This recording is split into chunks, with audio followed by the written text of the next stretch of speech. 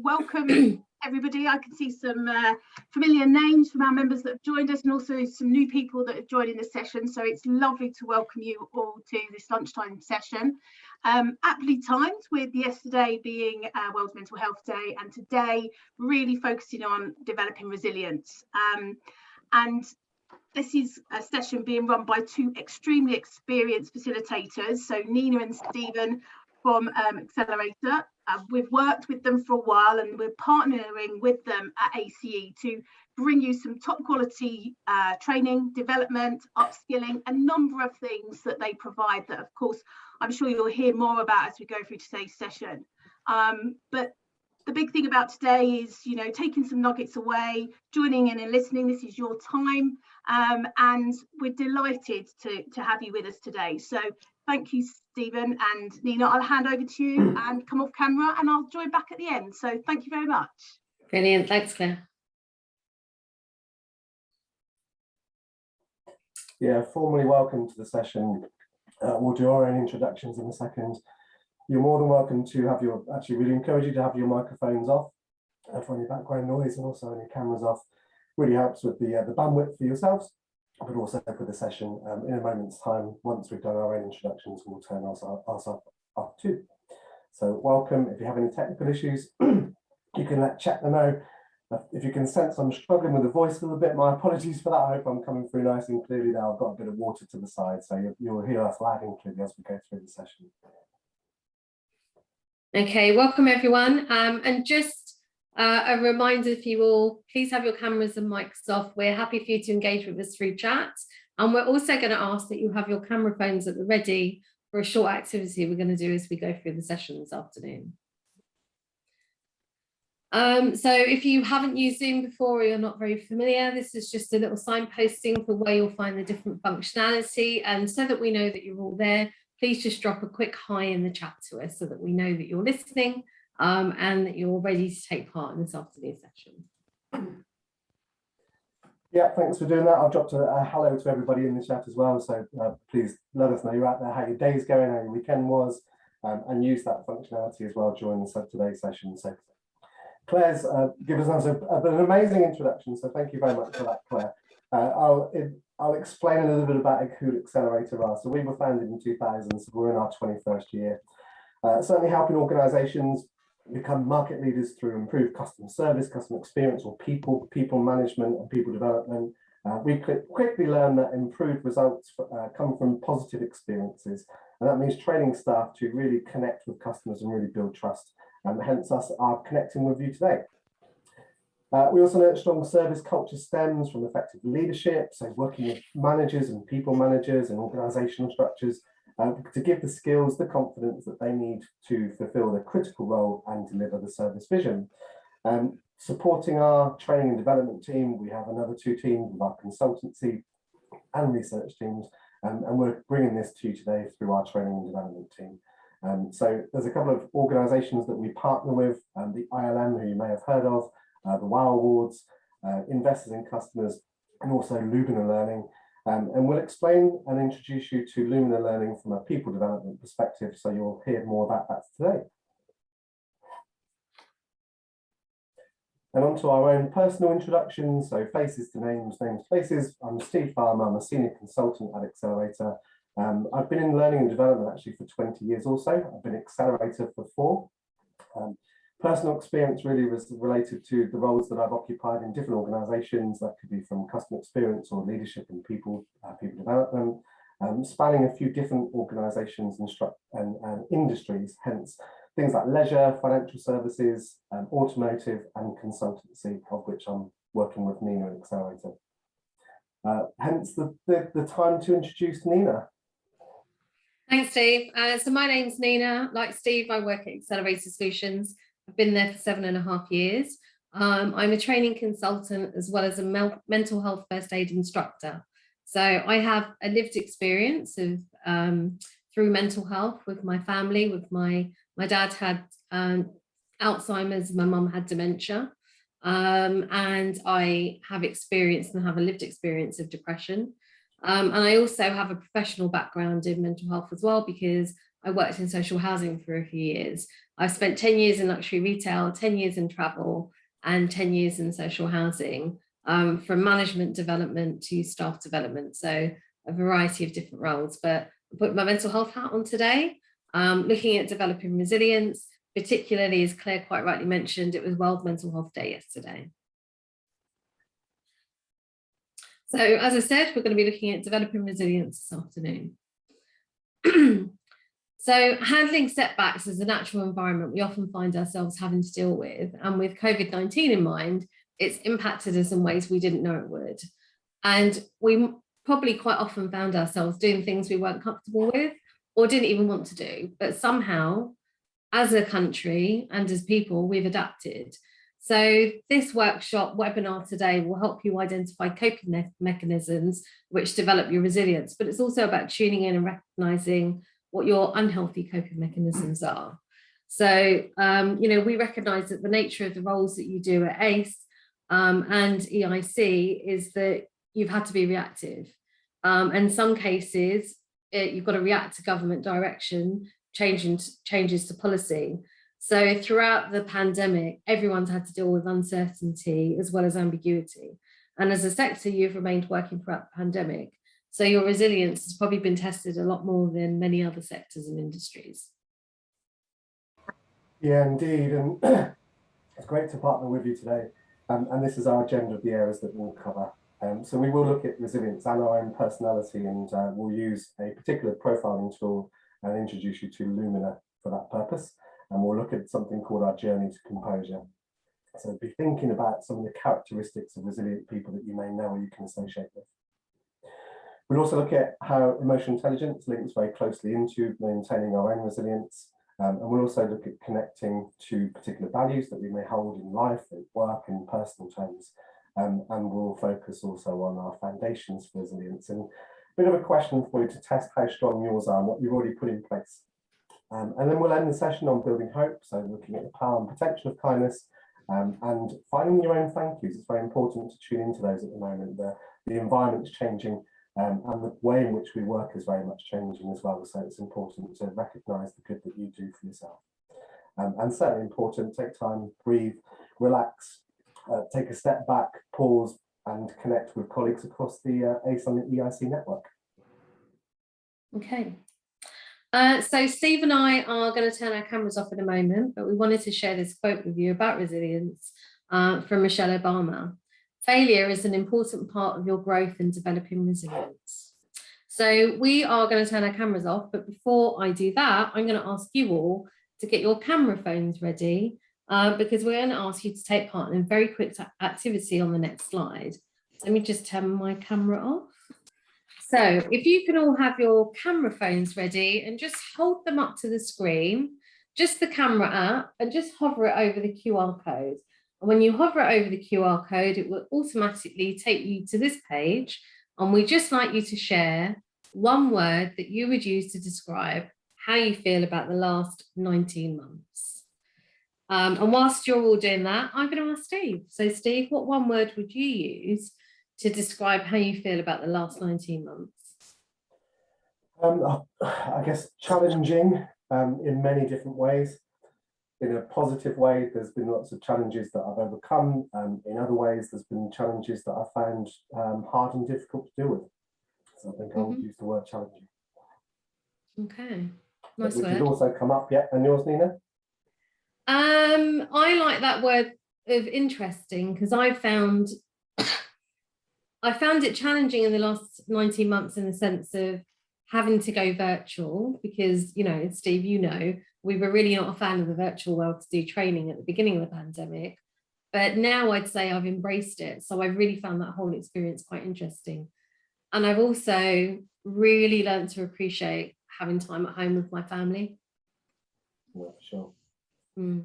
So what are the members saying today then, Nina, and what are we, unsettled has come up as a very popular word, and challenging is also looks like it's just taken them over. Yeah, it has. What I will say is, everyone, just, the more times a word is used, the bigger it is on the screen. So a number of people are saying challenging. They're finding that the last 90 months have been unsettling for them. And then there's a number of smaller words to show how people feel. So some have found it quite long, focused, interesting, tested, strange, emotional, surreal. I get the whole surreal thing. Weirdly, I just started rewatching the TV series Cobra, which my husband and I watched last year. And I was checking the date on it, and it was January last year. And it's really weird because we watched episode 3, and I said to Derek, my husband, this is so strange, because a lot of what they're talking about when this was filmed hadn't happened in the UK, but now it has. And it feels like a microscope's been held over the country, and it's like, oh my God. So yeah, I can see how annoying, overwhelming, hard, transitional the whole experience has been for people. There's a bit of positivity slipping in as well there, though, because we've also got transitional, which could be seen as a positive word, but also inspiring. Yeah, inspiring is a really good word, isn't it? And I think interesting is a really good one as well. Yeah. So thank you for sharing, everyone. Gives us a nice feel, and I think it's testimony to what this journey has been like. And somebody's also used the word roller coaster, which I can really relate to. That highs and lows, where I use the challenging word in a positive way, but also in a negative way. So very, very a realistic snapshot of the past 18-19 months. Okay, what we'd like to hear from you now actually through the chat box, and your settings should be set to everyone. So all of the members within ACE and EIC will be able to share and look at your responses. If there was something that you wish to, you could just go to panelists and change your settings. But if you're comfortable with this, then we'll set the settings to everyone. And I'd like you to think about what the answer to this question is for you personally. So what are the characteristics that you really associate with being for resilient people? You may see yourself as being a resilient person, or you may be able to have somebody else in mind. And when you're thinking of that person, what characteristics do they show and demonstrate? So we'll just leave that for a second on the screen for you to be able to respond, and we'll echo back some of your words. While we're asking that, Nina, while the others come in, what word would you use to associate with characteristics of resilient people? I think optimistic is a really good word to describe somebody who's resilient, because I think somebody who's optimistic will find a way through things, or they'll look for hope in even the darkest times. So I think somebody who's quite optimistic could be seen as quite resilient. Well, the members haven't failed us on the session today, so we've got many different responses coming through, so we can capture a couple of those.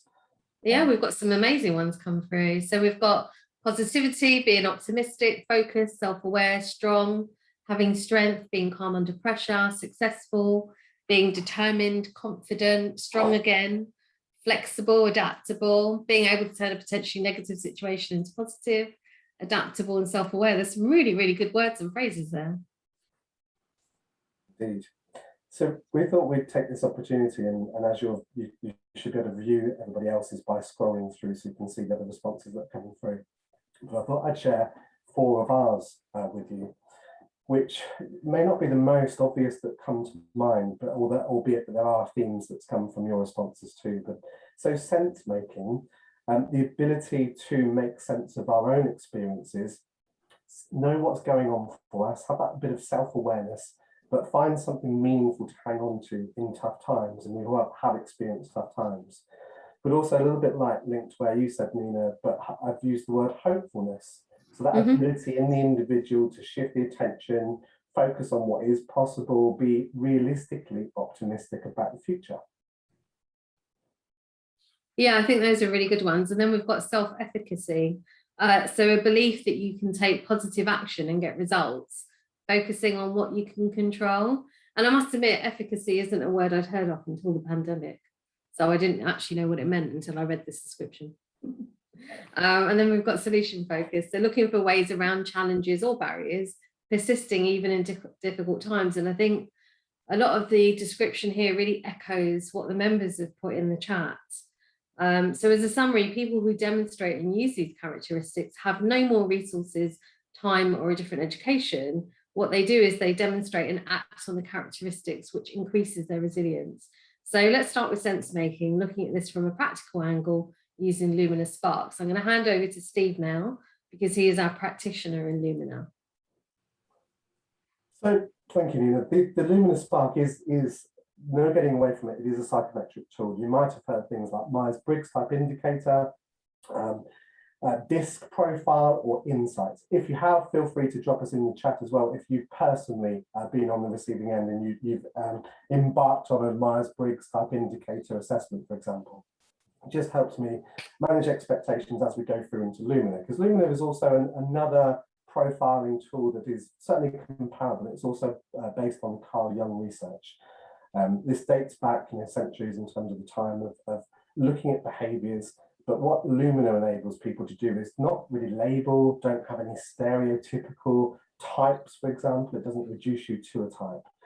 If anybody has done Myers-Briggs, you might have recognised that at one point you are an ENTJ, for example, and that E at the start would have referred to you as using your extroversion, but it was a little bit like a pigeonhole. You had to demonstrate, and even by a small percentage, you may have found that you were labelled with that extroversion or introversion as the format of your personal self-awareness.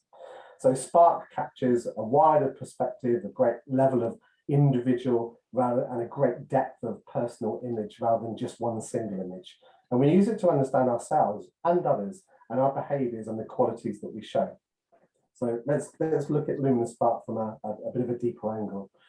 So I'd like you to think about you as individuals, and again, through the chat, please respond with the answer to this question. In Lumina language, we talk about overextensions, and that might be a word that you can quite quickly associate with. So potentially when you're feeling quite stretched or stressed or emotionally vulnerable, at times of when you're under pressure. So if you look around the screen here, what we call this is the overextended mandala. And they're words that you might be able to associate yourself with when you think about those times of pressure. So just while I'm asking that question, which is, which of these overextensions do you recognize in yourself when you are feeling stretched, stressed, or vulnerable? So while the members are responding to that question, Nina, through chat, I'll put you under pressure a little bit. What do you see in yourself when you feel as though you're overextended? I think I can definitely be very controlling. I can also be a fantasist, because I think that's when my optimism can get a little bit carried away. I'm very impulsive, and I can also become quite emotionally stretched as well. Oh, we've got a few come through in the chat actually. Yeah. So I'll ask you yours while a few more of the members have an opportunity to respond. So what can you see in yourself when you're overextended, Steve? I'll probably, for the interest of time, I'll land on two in particular that I know and I recognise in myself when I'm feeling this way, which is probably being serious and withdrawn, and also lost in the details. They both occupy a similar space on this mandala, which is there's the depth of that, and I know the reasons why, but I won't go into that fully today. But do you also see those in me, Nina, when you know that I'm under pressure and stressed? Yeah, definitely when you get withdrawn, because I have to really work hard to get you to open up and say what's wrong, because I won't accept fine as an answer from you. There's some interesting words coming through, but also a bit more deeper explanations, which is really interesting because you're starting to recognise the different colours. And they come from 4 colour energies, which I mentioned in a moment. But Nina, what are we seeing through the chat? We've got quite a lot actually. What's interesting is how many people recognise what they're like when they're feeling stretched.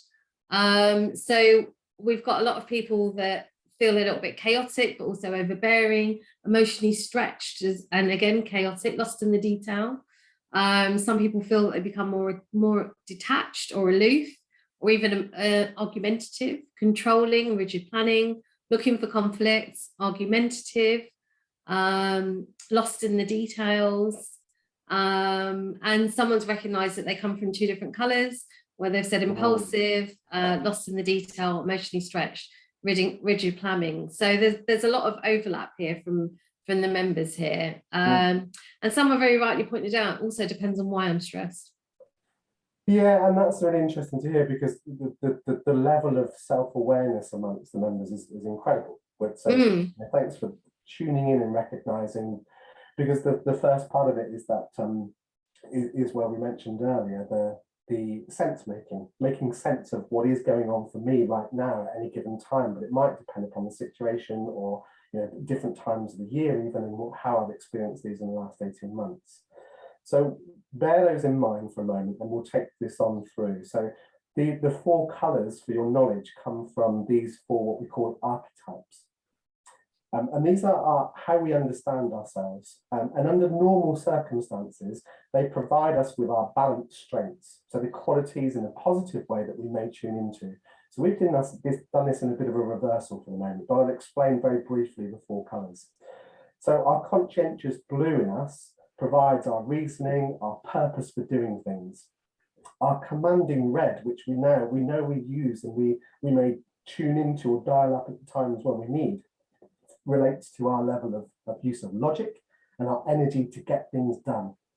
Our empowering green is about our collaboration, our working with others, and our inspiring yellow allows us to look forward and have some forward vision and see the big picture. So let's break those down into a little bit more detail. And across those 4 colours, what we're introducing you now to is 8 different aspects. And we'll just walk these through briefly, and then we've got another question for you. But while we're talking about these, start to consider which qualities and which aspects you may see yourself using most, or that you can relate to the most, when you are feeling highly resilient and highly effective. So let me just explain the first 2, and I'll introduce like extroversion and introversion. So the extroversion is where we use our animations. That's the reason why we're off camera, because we're very gesticular, we're very passionate about the subjects and the topics we talk about. And that may be where we use our extroversion. We talk persuasively. On the introversion side, which is important to recognize when we do need to dial into that, it's about being thoughtful, measured, and intimate. And then if we look at the next, we have so our discipline-driven and inspiration-driven. So that's our time when we know that we're highly organized. We can reference our structure, how reliable we are. And our spontaneity actually is on the opposite end of the dial. So our times when we know that we need to be flexible and adaptable. Yeah, and then if we look at our down to earth and our big picture thinking, so our down to earth persona is when we're thinking about evidence-based, we're a little bit more cautious, we're more practical. So this is more, particularly if you work with processes, you're going to work on the down to earth element. And then your big picture thinking. So depending on your role in the organization, you'll be thinking of the big picture, you'll be thinking of the future of the company. So you gather ideas, you're more imaginative, you're more creative. So I know, for instance, that Steve and I, because we spend a lot of time delivering training and designing training, we spend a lot of time in the imaginative, creative and big ideas. But I also know that when I'm overextended, that's when I can become a fantasist. And then the next element is the people focused and outcome focused. So when we're people focused, that's where we're diplomatic, we're seeking harmony, and we're collaborative. So a number of you in the chat said that you are the opposite of that when you're feeling overextended. So you'll see that in the opposite for people focused. And then when you're outcome focused, that's when you're really focusing on what you need to finally achieve. So you're direct, you're logical, and you're objective. So I'm going to hand over to Steve, because I know he's got a question for you all. Yeah, and it's the one that I alluded to just a moment ago, actually. What you're seeing here, though, is the qualities around the mandala. So which one particular quality would you say that you, when in normal circumstances, you use this strength to your benefit? So through the chat, let us know which one of those in particular, which quality, so the 24 qualities around the outer mandala, and what does it do for you? So again, Nina and I can share just while you give us your responses. I know that I like to use collaborative as a quality. I use it to share ideas, but also to get energy from other people. I use it for teamwork and involving others as well. And whether that's from a team perspective or from a client perspective, I like to work collaboratively, because then I know what I deliver then sort of delivers on what is needed of me, so I know that it fits. And Nina, which quality would you use? I agree with something that's come through the chat where it's really hard to pick one, but if I had to pick just one, I'd probably, and I'm torn between being social or being imaginative, but I think I'll go with being imaginative. What does it do for you? What does that imagine? For that, well, again, it's part of that when you're designing training or a development program or a culture change program, you think of that organization and you think, right, how can I make this interesting for everyone that attends, but also meet all their needs? So you need to be quite creative in your thinking, and that's where I know I have the imagination to do that. But while we've been explaining ours, then there's a good few coming through from the members. Yeah, we've got some great ones come through, actually. Hard to pick one, as you've mentioned, and that's come through. And the truth of this is that we have actually all of those qualities in us. I know I've filtered you to really tune into one in particular, because it may be the one that is the strength that you're very reliant on, or that you're very conscious of. It serves you well. But a few others coming through. So collaborative and teamwork, I've seen accommodating, collaborative and reliable, structured and purposeful. And then any others in the latter part, Nina? Yeah, I like this one. Purposeful allows me to be outcome focused whilst working collaboratively and helping my team to also focus on outcomes. So again, a lot of self-awareness amongst everyone today. And I love that what they've done there is linked the quality also to the aspect, and then that's that particular energy that's coming through for you. Excuse me. Good. So if there's we'll progress on, even if there's still a few others coming through, because it's about, again, making sense of this. Within Lumina, it's very much about how we use our qualities towards our resilience, and what we may use to operate on a daily basis.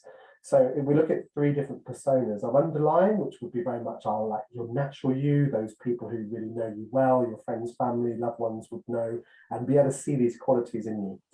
The everyday actually is what we might call our conscious effort qualities. We may use them as our managed behaviours, because they know that we know that they're needed and they work well for us. They might not come naturally though, which is when we see the 3rd persona come through, the overextensions.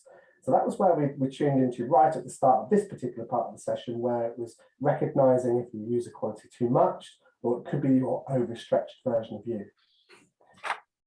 And then the final slide, really, from a Lumina perspective, or the final 2 slides on this part, is about that journey to composure. So we asked you firstly to recognize what you could tune into, that you've seen yourself when you're stretched and under pressure, or you're feeling less resilient, and you will do a great job of recognizing your overextensions.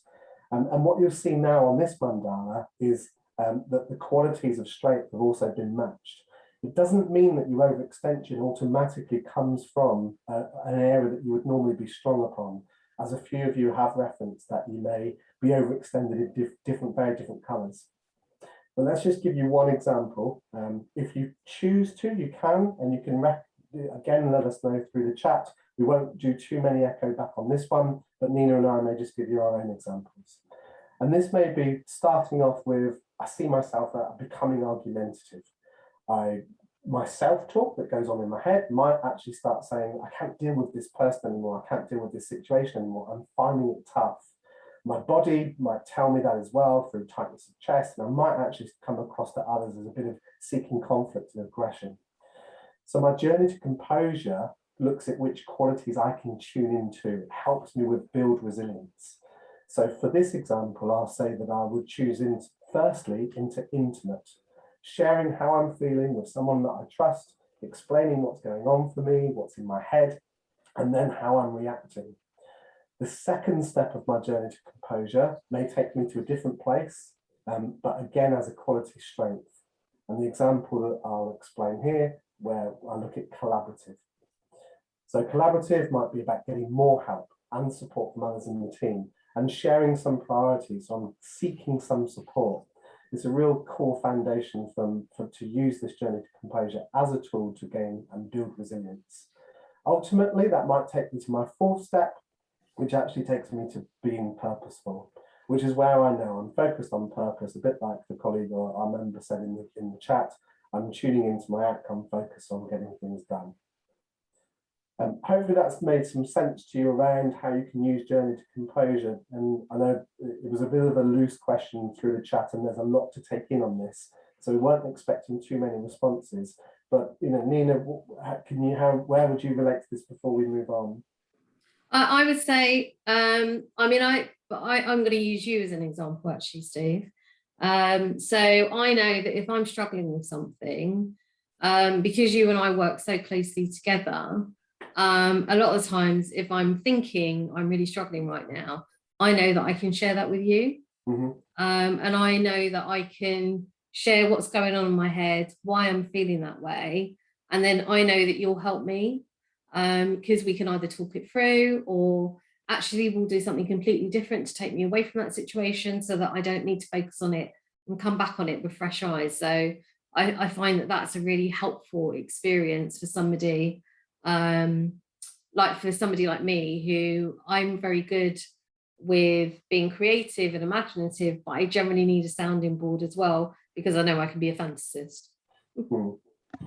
I can see how that translates through to the conversations that we've had previously. Yeah, useful to use Journey to Composure to come through. We've had a question come through the chat, Steve. So how quickly can you travel through this process if you're in the grip? If I could, I guess I've got to interpret in the grip, but in the grip might mean that I'm in control of things, and Claire, who's asked that question, may want to clarify. But if I take the question of how quickly can you travel through the process, I think it will depend upon that level of resilience, actually, because the sense making in the first place is recognizing and tuning into where you are becoming, say, serious and withdrawn, for example, or in this case, argumentative. And how quickly then you can use your positivity, your optimism, your self-efficacy to think, I need to do something differently. There isn't any real science behind exactly how long that journey would take you, and it also depends on how many steps you take. The example I've given is a sort of 3-step approach, or 4 ultimately, from the overextension, using 2 different qualities to get me back to where I wanted to be. And that might, it may take me within, a couple of hours, it may take me a couple of days. It really is how long is a piece of string. It's very it's very based upon all the variants that you're experiencing at any given time and how much support you're reaching out for. And I think this is a really good link to what we're going to look at next, which is the foundations for resilience. So thank you for asking that question. That was really helpful to us. So what we're going to do now is we are going to look at emotional intelligence and link that to resilience and kindness, and share with you what that link is. So I've got a question for you all to answer in the chat. So very quickly, all I need from you all is a number. How long do you think it takes to make new habits stick?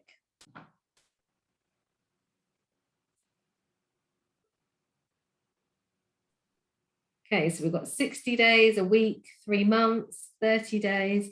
Ooh, I love that we've got a nice selection of days. 2 weeks, 6 months, 3 weeks, 3 months, a month, 20 days, a month, 3 weeks. Okay, I like this. And would it be fair for me to say that you all think you're right? Absolutely, that's the reason why I've answered the question. All right, so just before I share the answer with you, I just want to share this with you all. So Steve and I will share a copy of the slide deck with you all today. We'll give it to Chetna and Claire to pass on to all of you. So when you do get a copy of the slide deck, all the links we're going to use today are live, so you'll be able to go straight to those websites and have a look at the data that we're sharing with you. So if you would like the quick answer, according to an article published in the European Journal of Social Psychology, it takes 18 to 254 days for a person to form a new habit. The study also concluded that on average, it takes 66 days for a new behaviour to become automatic. So for those of you that were close to the 66 days, congratulations. The rest of you must try harder. Albeit that it does say it can be at 18 to 254. So even if somebody said 2 weeks. How many days have we been in lockdown? Or how many days did the whole pandemic last? Or periods in lockdown? Because that must be relative to this thing. Yeah, because I think when we, at the beginning of it, when we were doing the statistics and running sessions, we would say to people, it's been 121 days since we went into lockdown. So I can see where they're getting the 18 to 254. And that's a really good link to emotional intelligence here, because at the beginning of lockdown for me, we were so fortunate last year because the weather was so lovely. And I am really fortunate to live across the road from a park. And in the first couple of weeks, I did nothing because, you know, like everyone, it was like, who knows how long this is going to last. And then after a while, I said to my husband, you know what, I think we should walk in the morning, just go for a walk in the park, get some fresh air, take advantage of that 1 hour of exercise. And last year, my inner voice would very quickly say, yeah, that's fine. The weather's really nice. My emotional state, I'd feel, quite good about myself, and my behavior was I'd get up and go. And then as it started to get darker and darker and we moved into autumn and winter, my alarm clock would go off and my inner voice would go, oh my God, it's dark, just stay in bed. And my feeling would be, I'd be a little bit torn. I'd be like, part of me really wants to go for a walk. And the other part of me is like, I'm really cozy, so I don't really want to get out of bed. And my behavior changed as a result of it. Some days I'd get up and some days I wouldn't. So when we think of our emotional intelligence, it's what's going on for us at that moment in time. So what are we thinking? How do we feel? And what do we say and do as a result of it? So we're going to go back to Slido. So if you'd like to have your camera phones ready, Steve and I have another question for you all. Actually, this is a two-part question. So our question to you all is, what has most tested your resilience recently? And how has this impacted you? So whilst you're answering that question using your camera app, let me ask you, Steve, what has most tested your resilience recently? And how has this impacted you? Excuse me. If I just think about the last few weeks as we've started going out into the wider world and traveling, I think other people's behaviour has been a test of my resilience. I could describe so many different things, the whole lockdown experience, all of the challenges that we faced, balancing work and home and work. But now if I think about the last couple of weeks, it's like people being on public transport and just taking no respect for personal space, behaving in different ways that has been really respectful. So actually that's tested resilience about how do I react from that. Mm-hmm. Yeah. And what was the impact on you as a result of it?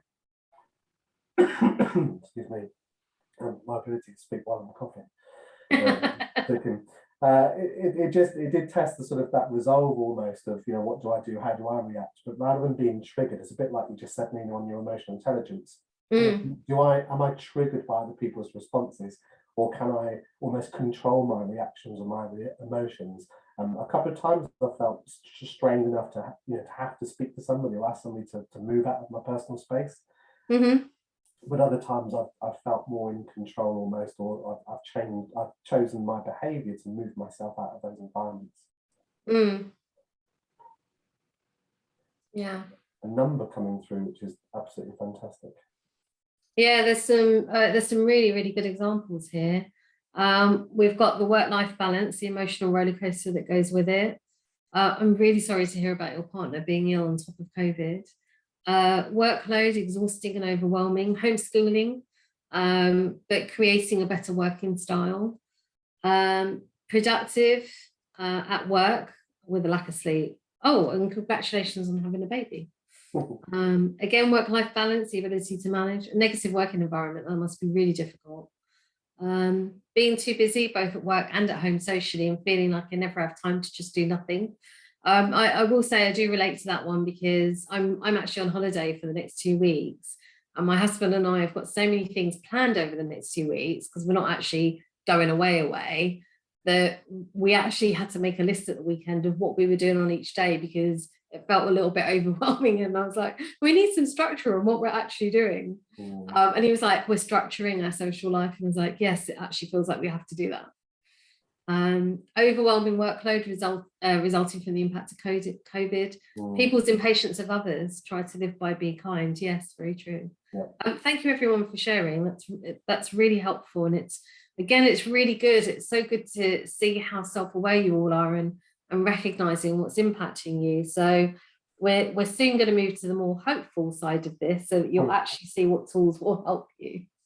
Just going to add one more thing, actually, because if you think about the audience today, there must have been so much ambiguity and uncertainty that has been impacting people, and we've seen this come through these responses.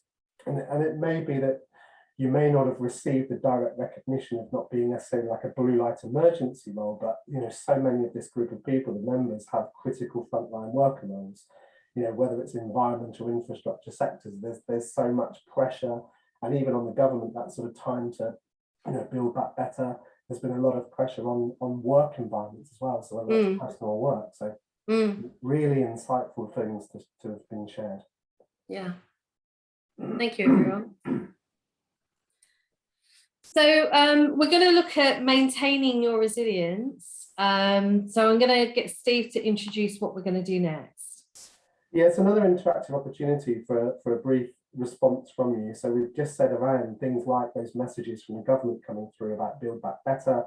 It can imply a certain behaviour, a speed expectation, to act fast or to dig deep.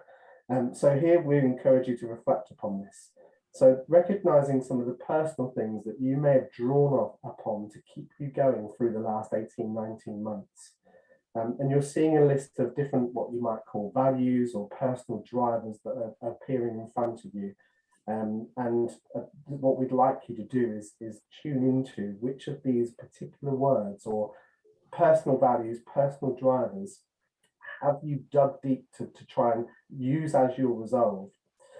You might want to take a photo of the screen at this stage. What we're going to do is ask you 2 particular questions to come from this. So whilst we're getting everybody to look at the screen and pick their personal values, Steve, which were the ones that you felt that you were really drawn to during the last 19 months? I'd say maybe I like to have creativity. So where our business model changed, the way in which we delivered changed, but I wanted to keep that creativity. So one I wanted to use and dial into because it was important to me is about creativity. So it does keep me resilient, it keeps me motivated, and I feel like I'm being creative. So that would be one, and creating different workshops and modules would be the way in which that's helped me to use that one through. We've got some eager members who are already responding to the questions actually before we're asking them the questions. So should we Fantastic. go on to the next one, and if they need to come back to it, we can. Yeah. So thank you for those of you that have already done it. So which of these values are important to you to remain resilient and motivated, and how are you managing to remain connected to these values? So Steve, you said about creativity. What else? Were there any other values that really, you wanted to make sure that you stay connected to in the last 19 months, and how did you manage to do that? Whether this sound, hopefully it doesn't sound as arrogance, but I use the word like expertise. So that's important to me, to feel like I'm an expert in what we do and how we do something. But that was really challenged because, like you said earlier, we'd never delivered things virtually before, and 18, 19 months ago. So that expertise was one that I felt was lacking, of using different like Microsoft Teams or Zoom technologies and use it and delivering sessions in a virtual world. So I wanted to draw upon that expertise, use it as to create virtual skill and competence to give me confidence. Yeah. Should we share back a few of the that have come through? Yeah, we've got some really good ones coming through actually. I love the fact that a few people have said fun and enjoyment, which is always good to see.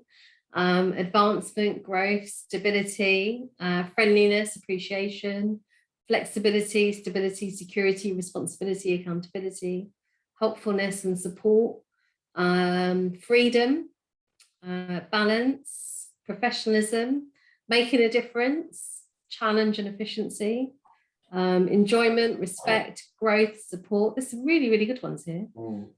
Quality, to remain resilient and motivated, achieve results, and to remain connection to these values. So responsibility and accountability. So just to very quickly go back to these, mine was quite similar to yours, Steve. Mine was expertise, because I knew that we didn't have it when it came to the virtual world. And I, you know, I'm not going to lie, I still struggle with Teams, particularly when it comes to training, because I don't feel that it's a rich experience for me and the participants compared to Zoom. So I found that challenging, but I've done it because you do what the business wants and what works for them. But I also feel that making a difference has been really important. And that's part of my responsibility as a mental health first aider. And for those of you that said fun and enjoyment, I agree. I think that's really, really important. If you don't enjoy what you're doing, then you can't get any fun out of it, which means it could be really, really challenging. Nice. And again, the self-awareness of the members on this session shows that what we've done from a resilience perspective is really tuned into some of those personal drivers and values that we normally hold responsible to ourselves. We look for them, we seek them, they motivate us, they help towards our resilience. And if we're not careful and we're not tuning into those still, then that can certainly take us on that sort of downward spiral of feeling quite emotionally vulnerable.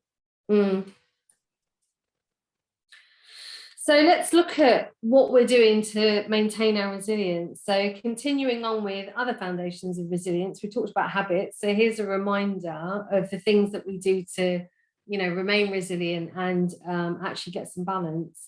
So we know that everyone is at very different stages of working from home. Some of you might be hybrid working, some might be full-time in the office, and it's all very typical of the clients that we're working with as well. But we've got some questions for you, so we'd be really interested to hear what you have to say in the chat.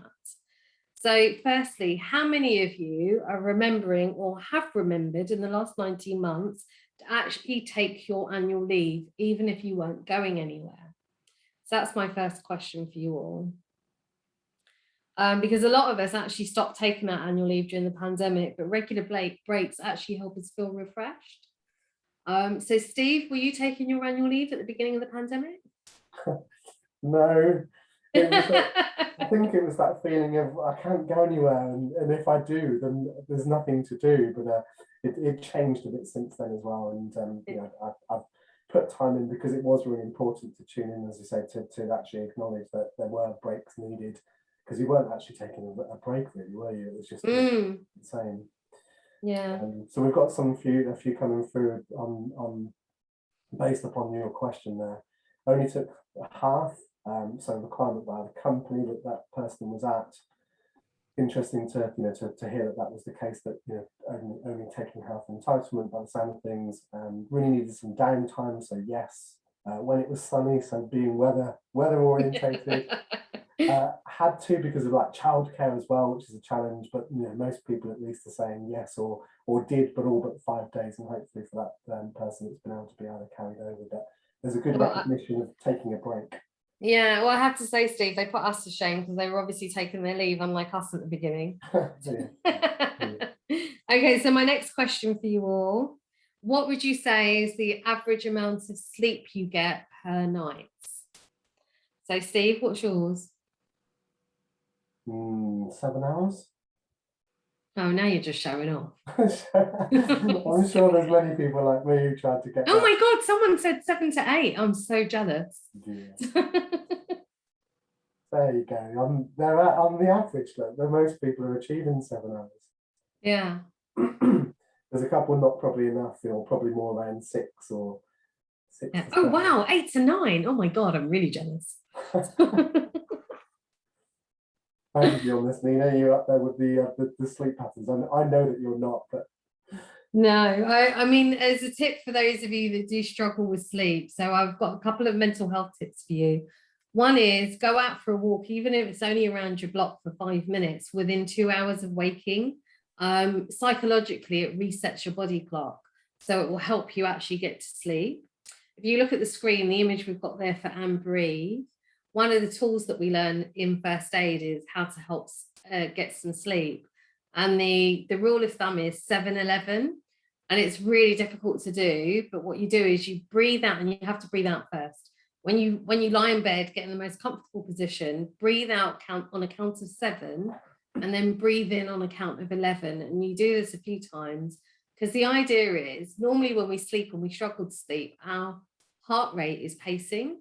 So the idea behind the 7-11 breathing is to pace your heart rate, to slow it down enough to help you go to sleep. And for those of you truly brave, have a 3-minute ice cold shower before bed, because it makes your brain think of hypothermia, which automatically shuts your organs down and makes you hibernate and go to sleep. But yeah, a 3-minute ice cold shower is really not something I want to do. Does that mean going in the hot tub just before bedtime is not a good thing to do? No, because it makes you too hot. Yeah. Absolutely. Okay. Thanks for sharing those, Nina, as well. I won't ask the questions on these next two, but I'll just sort of echo back some of our thinking. So in the way of scheduling in things that bring you joy, it's really important from a resilience perspective to find that balance and make some time for relaxing and getting the hobbies done, doing the things that actually make you feel alive, doing the things that make you feel good. Otherwise, you feel that imbalance is there. And certainly in terms of timings, whilst Nina has already referred to different people, different working patterns, and I know that there's so many people on the call today that would have just been continually working all the way through the pandemic because of the nature of your roles.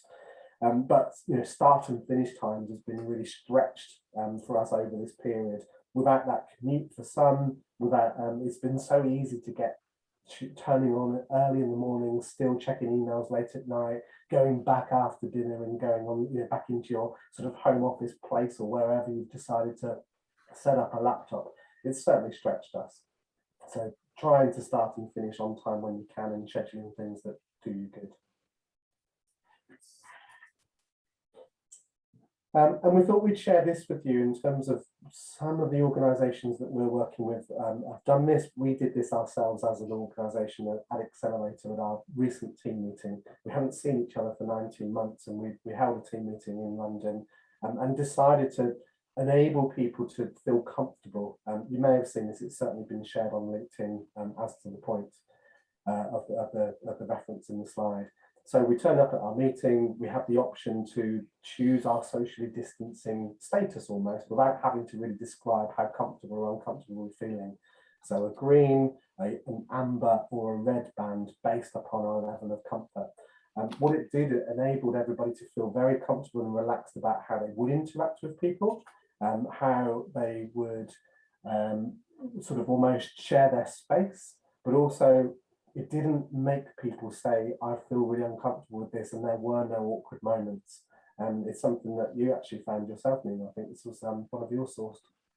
It was, yeah. I just, I knew from a mental health front, a few people in the team had shared that they were feeling anxious about seeing everyone in the office. And I thought of this image that you and I'd shared with a few of our clients who'd adopted it, and spoke to Heidi and Henry and said, I think this is something we should do because I think it will make people feel comfortable, and it will give them that opportunity to feel safe without having to explain any of their reasonings behind it. Nice. Okay, so to take us for the last couple of minutes of this webinar today, we're going to focus briefly on building hope. We've referenced this already today, but certainly about staying positive in the present, seeing things with future, seeing the future with realistic optimism. And Nina, with your knowledge and expertise that you've mentioned on a mental health perspective, you've got this view on kindness being a real close link between hope and resilience. Yeah, I do. I really, really do. And we're going to share with you the science behind the power and potential of kindness. So kindness, doing good, does you good as an individual. And the point on the slide there, from boosting your mood to lowering stress, the power of kindness is proven. The science shows that the benefits are greater to the giver than to the receiver. So two that I'll focus on is about releasing good hormones. When you do acts of kindness for yourself or for other people, happiness hormones are released, boosting your serotonin, our neurotransmitter for feelings of well-being and satisfaction. Endorphin levels also rise, which leads to something called a helper's high. So that doing good really does you good. And it can also help reduce anxiety. So kindness can help to lower anxiety. And an example of this may be something like social anxiety, and that can be associated with low positive effect, which relates to moods such as joy or interest and alertness. So engaging in acts of kindness increases positive effect. Yeah, and then if we look at illness and how it can help alleviate illness, inflammation in the body is linked to health problems, including chronic pain, diabetes, obesity, and migraines. So when you volunteer an act of kindness, oxytocin is released, which actually reduces inflammation and can directly affect the chemical balance of our hearts. So doing good does us good. And then stress levels, helping others build relationships and bonds with people. Anything that helps you build strong bonds with others is known as affiliative behavior. So an example of this is that when you willingly help people with no expectation of getting anything back in return, and all of that actually it reduces the impact of stress. And then right at the very end, we're coming to looking at finding your own thank yous. So what we'd like you to do is share one thing that you can do today, if you can share that in the chat. But it's very easy to forget when it comes to resilience, to celebrating successes. It can be really easy to focus on the things that have gone wrong. So what we'd like you to do is think about small-term achievable goals that will help you maintain that resilience. So celebrate your successes, think about what you've done to make yourself feel good. Find your own thank you, because one thing we have noticed in the virtual world is sometimes people forget to say thank you. So in the chat, just please share one thing that you can do today to celebrate your success. And whilst you're doing that, we're just going to move on, but we'll be interested to hear what you have to say. So yeah, whilst those are coming through, please don't lose the moment in giving us those responses. It is a case of recognizing something that you may do that you've taken from today's session, or that you can find your own thank yous for, or give your own self that recognition. But just as we close, there's a couple of tools and tips that will support you. And as Nina's mentioned, these will be in the slide deck that we'll share with you. So we've got something we call the Accelerator 54321 to help you focus on the positive. So you look at one thing you've achieved that you're proud of, what you've started to do differently, what you've learned from or about your friends, family and colleagues, what you'd never do the same again, and your act of self-kindness. And we've also included links here to various websites that you can use to access to get tools and information that will help you or help your team, your friends, family, colleagues that you can share with them. And as a final wrap up before we actually finish today, we just wanted to, please feel free to email us if you've got any kind of training or development needs. But also we're running an interactive taster workshop on Wednesday, the 3rd of November at 12 p.m. It's called Keep Calm and Carry On. And if you are interested in becoming a mental health first aider, we've actually got places available on our open program. So if you're in a smaller company and you don't have enough to create a whole cohort, you can join one of our smaller programs. And if you'd like more information on that, Claire is actually one of our first aiders that we've trained. So I'm sure she'll be able to share that with you. Yeah, likewise, good to see you again as we turn our cameras back on. You have our email addresses, and you have Claire and Check's contact as well if you're interested in, say, taking Lumina a step further as well, and it's something that you can tune into. So to repeat back on the agenda, we looked at resilience and personality. So our journey to composure and the characteristics were two of the core component parts from that particular session. When we were on maintaining resilience, we touched upon emotional intelligence and how we stay connected through particular values in life, and then the foundations for resilience. And then ended on that power and potential of kindness and finding our thank yous, which is very much linked to building hope. So that does take us towards the end of the session. We will stay on as well. I know, Claire, you'd like to just close and say a few words as well, and then whether you come back to us to, to say our thank yous for everybody's participation and engagement. But just back over to you, Claire. Excellent. Brilliant. Thank you, Nina. Thank you, Stephen. Well, I don't know about everyone else, but what I found so helpful was just being able to have that bit of space that's been created today to reflect, because it can be a challenge. We're so busy, and then once we finish work, we're onto our social or home life, and we just don't ever get that space. So thank you very much for making it feel safe and comfortable to reflect, and also knowing that it isn't just me feeling some of these things, or isn't just me having these out, viewpoints, and it's really nice to share. So thank you very much, and absolutely to all the members online and colleagues at AC, thank you for being so open and honest. It can be a challenge. We've already mentioned that virtually, but also I think sometimes virtually with these types of subjects, it can be quite calming as well, because we have got our cameras off. So it was super session. I think the 4 colours and the energy side of things is definitely something I'll explore further. It's good to know why I'm behaving in a certain way and how I can help myself. So that's super. So thank you for introducing us to those. But for me, I won't be doing the cold shower, but I will be trying the 7 to 11 technique. Absolutely. But yeah, as I said at the beginning, I was looking forward to the session, and I think it was great. So looking forward to November as well. So thank you both very much for your time.